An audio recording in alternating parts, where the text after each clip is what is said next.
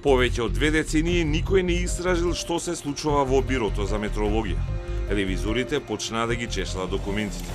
Код открива дека наместо во архива, со години предмети се чувале во фиока за да не се наплатат некои такси за баждарење на водомери, струјомери, резервоари и апарати за точење. Наместо во државниот буџет, парите завршувале во приватни фирми. Допрва се пресметува штетата во буџетот.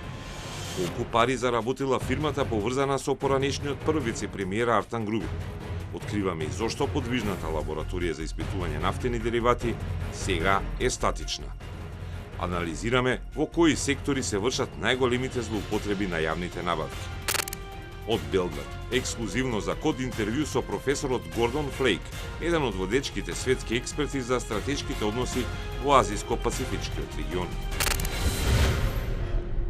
Гледајте код во недела во 19:15.